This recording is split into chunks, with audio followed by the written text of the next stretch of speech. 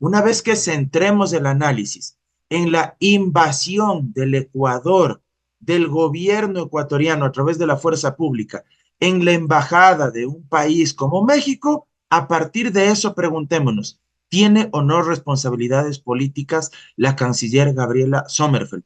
Y desde mi criterio, tiene absoluta responsabilidad. Debe ser censurada y destituida políticamente. ¿Por qué?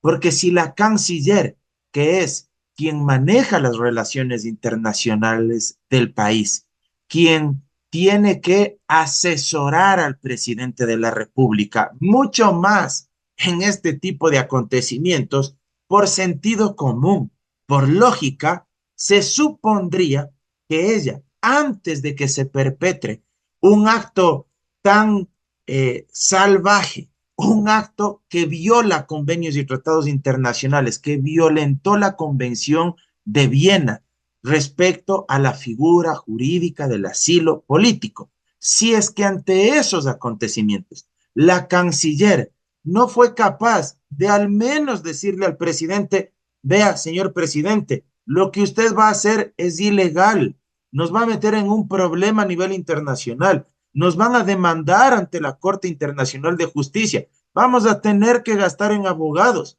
nos van a condenar para que costiemos, para que reparemos los daños ocasionados en contra del Estado mexicano.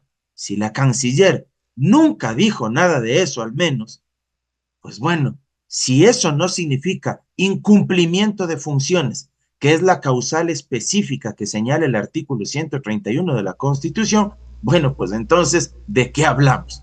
Porque si ni siquiera hace eso, entonces, ¿para qué sirve una canciller? ¿Cómo estás, Mauro? Qué gusto tenerte nuevamente en La Otra Verdad, transmitido a través de En Retrospectiva. Estimado Fran, muchas gracias por la invitación. Un saludo cordial para toda la audiencia. Las órdenes. Muchísimas gracias por haber aceptado la invitación y para arrancar en materia, antes de irnos a lo que pueda pasar o no en el Pleno de la Asamblea con el juicio político a Gabriela Sommerfeld, la canciller de Daniel Noboa. La canciller debería ser juzgada, debería ser llevada a juicio político por el asalto a la embajada realizada el pasado 5 de abril por parte del régimen de Daniel Noboa. Mauro.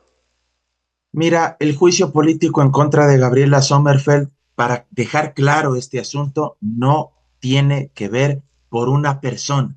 No se trata que se quiera enjuiciar políticamente a la canciller por alguien que se llama Jorge Glass de Espinel. Olvidémonos por un momento de ese actor, porque me parece que ese nombre, que ese apellido de alguna manera viene a enrarecer la naturaleza y el objeto de un juicio político.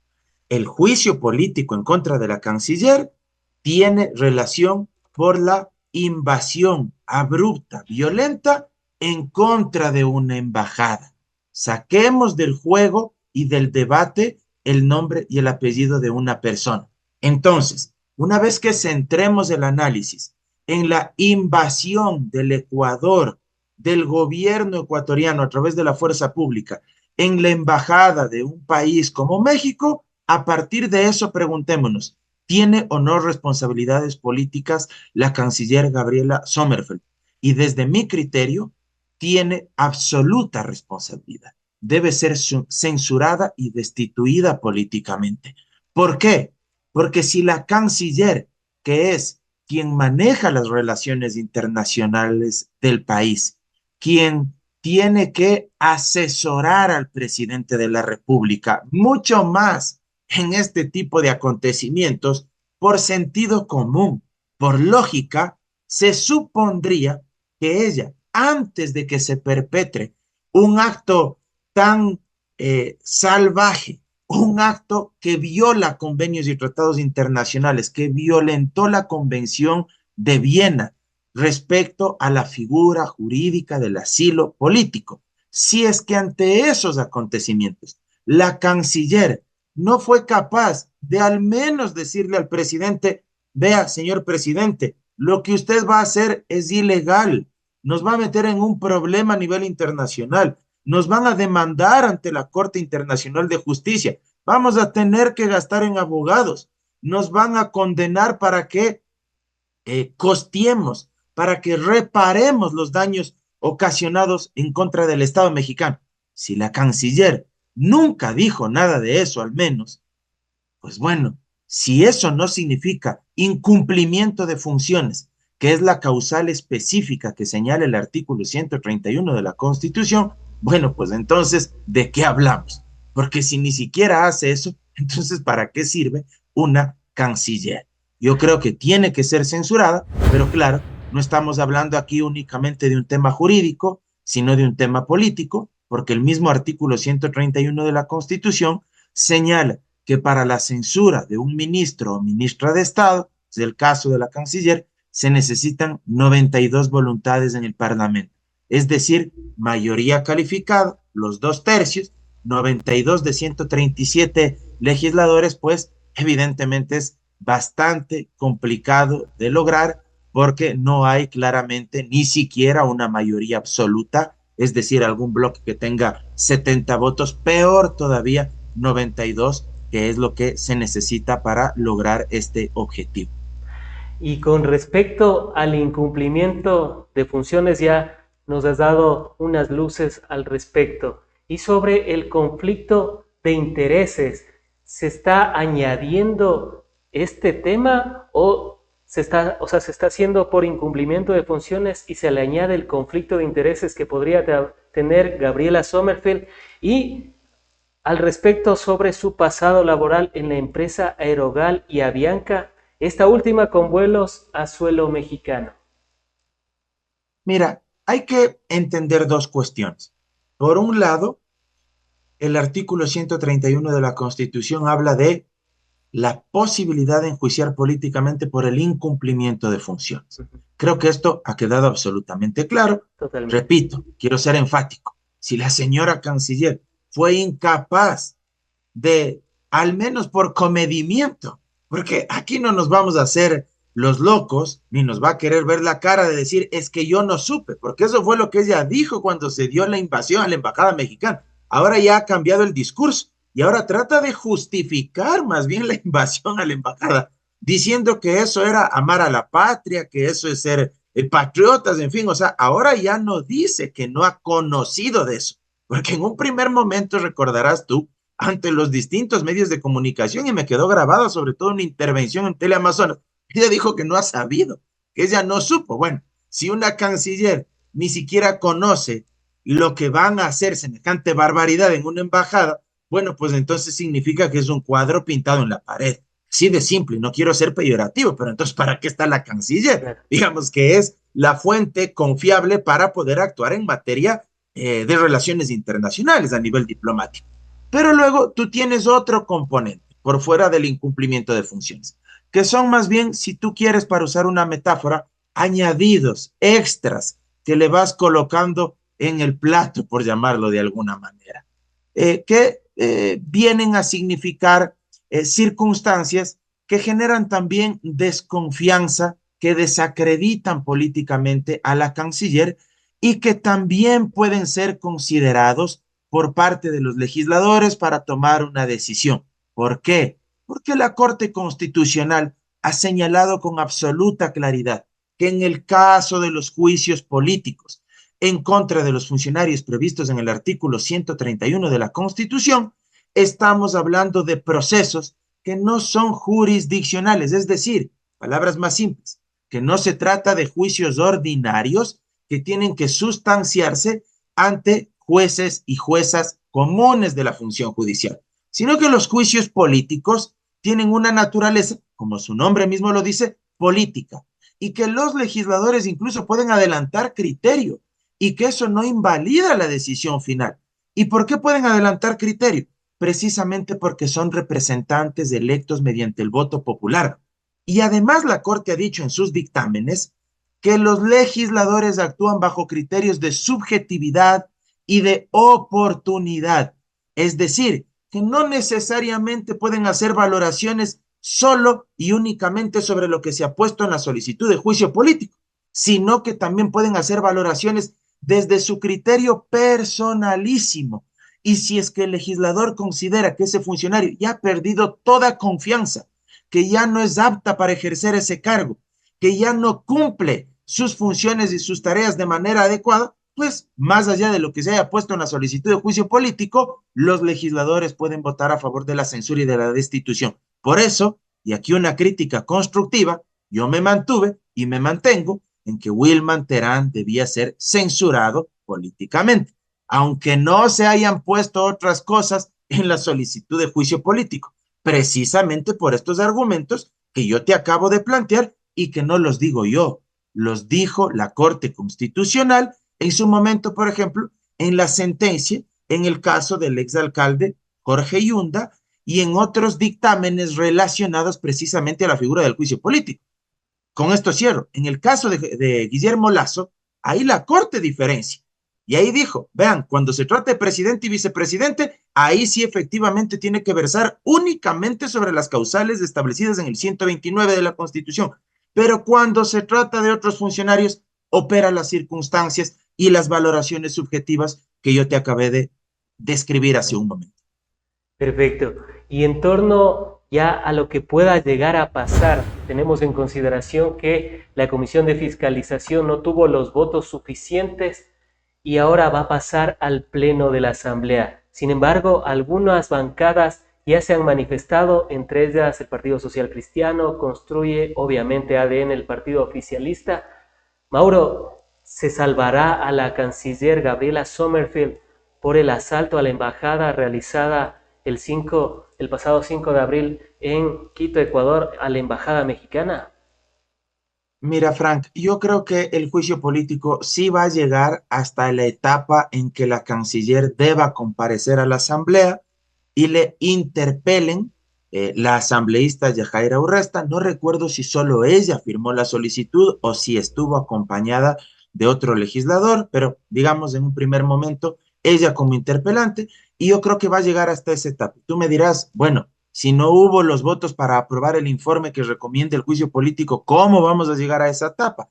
Bueno, la ley orgánica de la función legislativa, en las reformas que se implementaron en el año 2020, ya no archiva, ya no permite que esa solicitud de juicio político muera en la comisión de fiscalización si es que no existen los votos para aprobar el informe que recomienda el juicio político.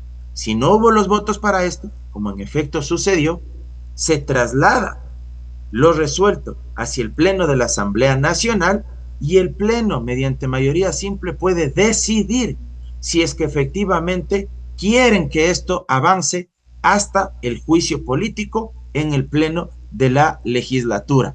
Y ahí, si es que existe este pronunciamiento únicamente con mayoría simple, viabiliza que continúe la tramitación del juicio político y se tendrá que notificar a la canciller, a la interpelante, para que una vez que se señale día y hora por parte del presidente de la Asamblea, se realice precisamente la comparecencia de la enjuiciada políticamente y se presenten los alegatos por parte de la interpelante, pero también de la denunciada. Ahí me parece que tiene 4 horas la canciller, 3 horas inicialmente, luego 1 hora de réplica y en el caso de la interpelante 2 horas y luego 1 hora de réplica. Luego se abre el debate, 10 minutos para intervenir cada legislador por una sola vez y luego se emociona la censura y destitución y si es que hay los 92 votos, pues esto se materializa. Caso contrario, ahí sí muere ya el proceso político. Y a tu criterio, tomando en consideración las declaraciones de algunas bancadas, ¿podría seguir un camino para la censura y la destitución? Y lo digo porque no solo está ella como acusada como para juicio político, sino también está Mónica Palencia, no solo por el asalto a la embajada mexicana ubicada en Quito, Ecuador, el pasado 5 de abril, que también está por el tema de la inseguridad, que ahora tenemos una ola de violencia como nunca antes en la historia del Ecuador, 44 muertes violentas por cada 100.000 habitantes en el año 2023, las extorsiones están creciendo pero de manera descomunal, en fin, un tema que es súper álgido para el país, pero también está incluido eso a Mónica Palencia y también está a Sade Fritchi, la ministra de Turismo, por el caso Olón. Entre estos 3 juicios políticos, ¿crees que Sommerfeld pueda ser la que menos posibilidad tenga de ser censurada y destituida? No. Desde lo político, efectivamente, creo que es así. Creo que en el caso de la canciller, difícilmente existan los votos, y aquí hay una razón. Ahí sí me voy a referir específicamente con nombre y apellido al ex vicepresidente Jorge Glass. Yo en varios medios de comunicación he dicho que él se volvió en una especie de trofeo político, de lado y lado, tanto para quienes defienden su inocencia como para aquellos sectores que lo acusan de haber perpetrado casos de corrupción. Yo no voy a entrar a hacer valoraciones de si es o no es ninguna, digamos, de las dos afirmaciones que se hacen, pero desde lo político, indudablemente, este gobierno, al igual que los anteriores, que el de Lazo o que el de Moreno, actuaron en función de la rentabilidad política que les puede producir el nombre y apellido de Jorge Glass. Consecuentemente, otros bloques parlamentarios van a actuar, me parece a mí, políticamente en este sentido. Y como saben que el caso de Glass les puede ser rentable políticamente para ellos ante sus electorados, seguramente van a votar en contra de la censura y de la destitución de la canciller para validar esa barbaridad, reitero, que no tiene nada que ver con la persona a la que hayan sacado, sino con esa barbaridad de invadir una embajada, sin perjuicio de que además también hay que decir algo. Les puede caer bien o mal Jorge Glass, cada uno tiene su derecho para tener su propia valoración, pero lo que no se puede hacer es sacar a la fuerza a una persona que les guste o no tenía asilo diplomático. Y esa es otra barbaridad. Tuvo asilo Gustavo Noboa, que en paz descanse, un actor político de derecha, tuvo asilo diplomático. Recuerden ustedes lo que dijo el difunto Febres Cordero, que le iba a perseguir como perro rabioso a Gustavo Noboa, y por eso se asiló en la Embajada de República Dominicana, si mi memoria no me falla.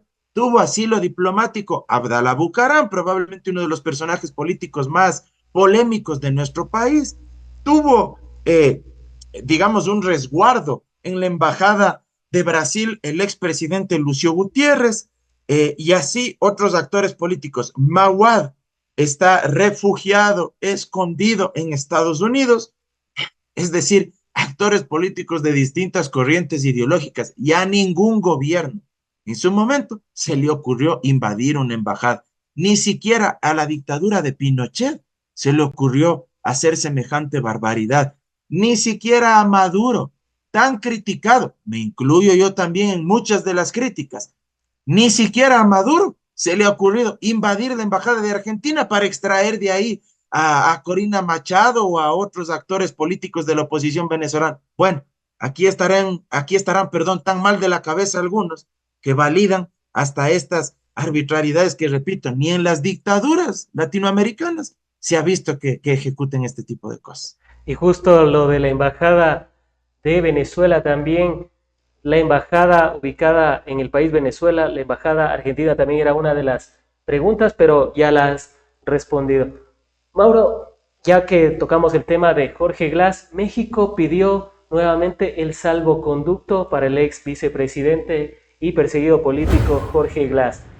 Mauro, a tu criterio, ¿sigue siendo asilado político pese a que esté en la cárcel y después de esto, que bueno, irrupción a una embajada, asalto a una embajada, entraron como malhechores a una embajada?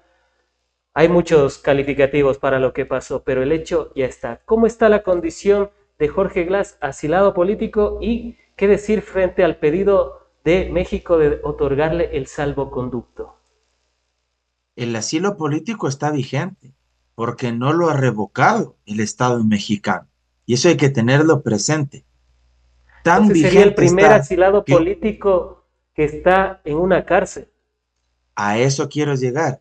Tan vigente está que un propio juez de la Corte Nacional de Justicia en su sentencia reconoció que la detención de Glass fue arbitraria y que fue ilegal. Pero a pesar de reconocer que era arbitraria e ilegal, no ordenaron la libertad inmediata de esa persona que, reitero, el propio juez determina, llega a la conclusión de que efectivamente estaba detenido de forma arbitraria e ilegal, es decir, un absurdo completo, ¿sí? Ahora, luego, indudablemente, pues al estar detenido, se está vulnerando, violentando la Convención de Viena, debió haberse otorgado el salvoconducto, no se lo hizo. México insiste en esta situación, pero más allá de lo jurídico, me parece que estamos en un escenario político y no va a acceder, va a seguir detenido Glass en La Roca. Esto también me parece que es un tema no menor, porque si bien él tiene una sentencia penal por delitos de corrupción, existe esa sentencia, yo creo que tampoco es, pues, digamos, un PPL de peligrosidad altísima como Fito u otros para que le manden a La Roca. Pues, lo que pasa es que este gobierno actúa con venganza, con revancha, y hay una evidente también ahí persecución para tratar de quebrar moralmente a muchos adversarios, tal como hizo con el hijo de la vicepresidenta Verónica Abad, que igual a muchos nos puede parecer alguien de extrema derecha, que tiene un pensamiento que raya también en estas derechas alternativas extremas como Milei, Vox en España, Bolsonaro en Brasil, etcétera. O Le Pero Pen en nadie Francia. puede, creo yo, justificar que al hijo de ella se le haya mandado también a La Roca, como si fuese poco más el líder de una organización criminal. Así estamos en el país y así se actúa tristemente para quebrar a adversarios o a aquellos que de alguna manera no coinciden con el pensamiento oficialista.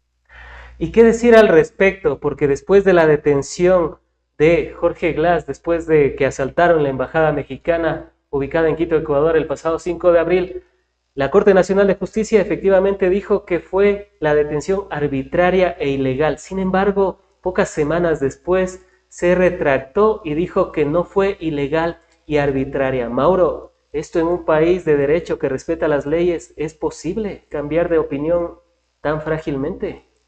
Es una barbaridad jurídica eso. Creo que incluso analistas políticos y colegas abogados de derecha, la gran mayoría, el 95%, me atrevería yo a decir, han criticado dura y ásperamente esa invasión a la embajada mexicana y la vulneración de la institución de la herramienta jurídica llamada asilo político, que repito, se otorga porque los estados tienen absoluta y plena libertad para decidir a quién le facilitan y a quién le niegan esa herramienta. Eso no decide el país del connacional que está solicitando el asilo político. Eso lo decide el país al que se solicita, al que se requiere, le otorgue el asilo político.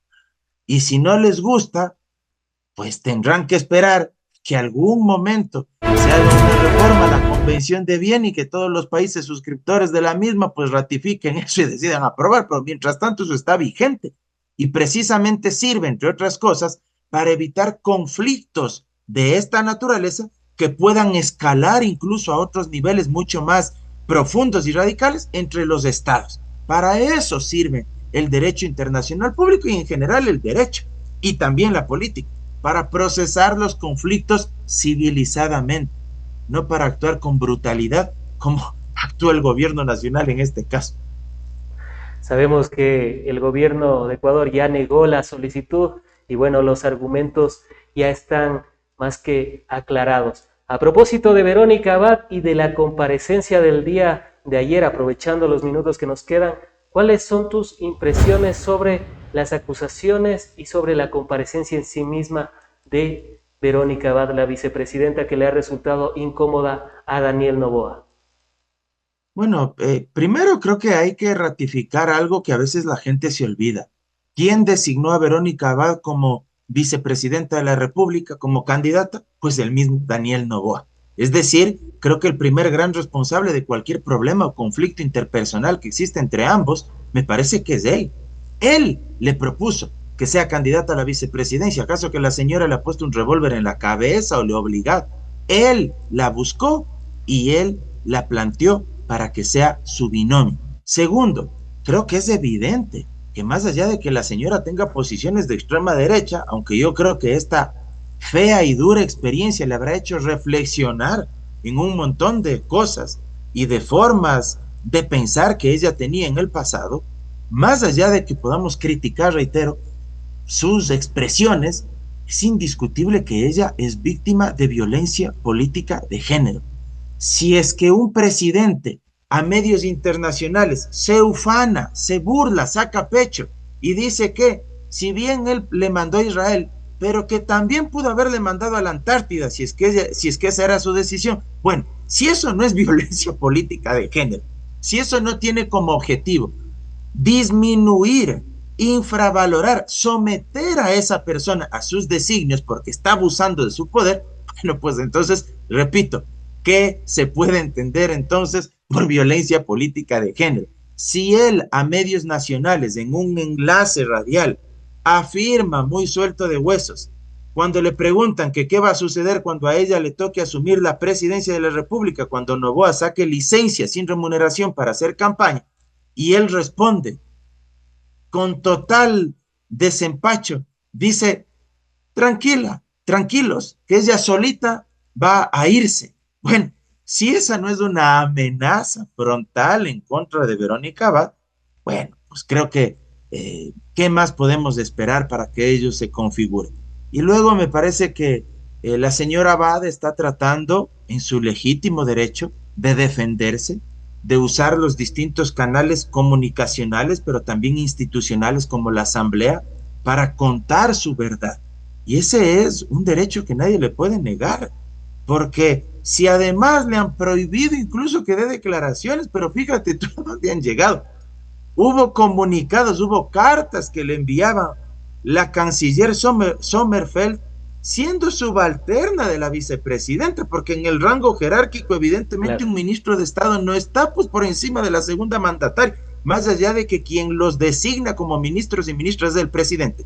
Pero se llegó a la barbaridad de enviarle, no sé si un memorando o una carta, exigiéndole y prohibiéndole que hable, que no dé declaraciones, lo cual también a todas luces vulnera el derecho a la libertad de expresión, el derecho a la comunicación, etcétera. Y al ejercicio político también, porque ella es una política en el ejercicio de un cargo público representativo y que también fue elegida mediante voto popular. Yo creo que al final, y cierro con esto, estimado Frank, si tú me permites, porque a mí mis obligaciones claro, me exigen, Verónica Abad creo que también debe conocer muchas cosas que están sucediendo a la interna del gobierno de Daniel Noboa, y eso le preocupa muchísimo al primer mandatario, porque seguramente Verónica Abad, tal como ayer denunció en la Asamblea Nacional, ella conoce, ella sabe de una serie de actos irregulares donde probablemente se quiere, entre otras cosas, hipotecar los sectores estratégicos, los recursos naturales de nuestro país. Fíjate lo que ya dijo ayer, igual, muy suelto de huesos y de lengua, el ministro de Economía y Finanzas, que como la producción petrolera ha bajado por la incapacidad precisamente del gobierno, pues por la ineptitud de este gobierno y del anterior de Lazo, que ofrecieron que íbamos a tener una producción petrolera diaria de 1 millón de barriles. Bueno, han sido incapaces, ineptos en mejorar la producción petrolera, y como se ha reducido, en vez de mantenerse y de aumentar, bueno, pues muy fácil, ¿no? Bueno, pues ya les voy cantando que vamos a entregar los pozos petroleros y la explotación de los mismos a empresas privadas, porque aquí somos, entre comillas, muy tontos desde el Estado y no podemos explotar los barriles de petróleo que necesitamos para fondear al erario nacional. Bueno, ella debe conocer una serie de hechos de esta naturaleza, y eso le ponen malas a Noboa, porque sabe que si se hiciera cargo del poder por un mes, no es que va a cambiar a los ministros o va a tomar demasiadas decisiones en materia de política económica. Ella va a extraer información relevante que luego va a salir a la luz pública. Antes de finalizar, y brevemente, ya que el público también nos lo ha solicitado, y nada más para acotar lo que acabas de manifestar, justamente los expertos petroleros, la Asociación Nacional de Petróleos, ANTEP, había denunciado a través de una carta pública que se quiere entregar el campo Sacha a manos privadas. Nada más para también acotarlo, porque me parece muy importante que la ciudadanía, quienes nos están viendo, cerca de 600 conectados, 200 en YouTube, 300 en la Convergencia Digital, más lo que va a sumarse después, lo tengan muy presente. Mauro, antes de finalizar, y a propósito del tema planteado también por la producción, ¿cuál sería la otra verdad de lo que dijo Daniel Noboa sobre la reunión de las izquierdas que fue hace una semana, donde especificó que se han reunido un grupo de partidos para fregarle la paciencia. Mauro. Mira, yo creo que estas declaraciones de Daniel Noboa hay que encapsularlas en una frase. Quien no hace nada, entonces insulta y busca desviar la atención para generar una cortina de humo. Y creo que eso es a lo que apunta Noboa, no solo con estas declaraciones, sino con una serie de acontecimientos. La misma invasión abrupta en la embajada mexicana me parece que es parte de toda una estrategia política comunicacional para que discutamos sobre estos temas y el foco del análisis y del debate no se centre precisamente en la cruda y dolorosa realidad del pueblo ecuatoriano, para que no responda qué está haciendo para reducir la pobreza y extrema pobreza. Casi 5 millones de ecuatorianos viviendo en estas condiciones con $2.80 al día y muchos más u otros con $1.50 al día, para que no diga qué está haciendo el Estado y el gobierno en materia de hambre. La gente se está muriendo de hambre. No se está garantizando la alimentación del pueblo ecuatoriano. 2,5 millones de ecuatorianos según la FAO, un estudio que salió hace unos 3 o 4 meses atrás, 2,5 millones de ecuatorianos comen una sola vez al día. Eso es gravísimo. Bueno, como no hace algo para resolver esos problemas, al igual que el tema de la inseguridad, que va a Durán con bombos y platillos, vestido ahí de militar, y al siguiente día hay sicariatos y luego continúa la violencia criminal, entonces usa este tipo de bullets, de frases, para desviar la atención. Es un gobierno de humo y es un gobierno de show y de circo para que no discutamos, ni propongamos, ni le exijamos a él las verdaderas soluciones que necesita el pueblo ecuatoriano.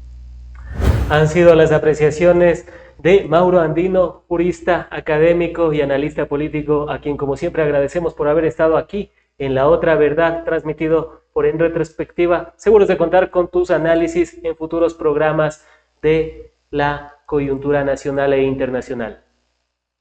Muchas gracias, estimado Frank, y siempre a las órdenes. Un abrazo para ti y para toda la audiencia.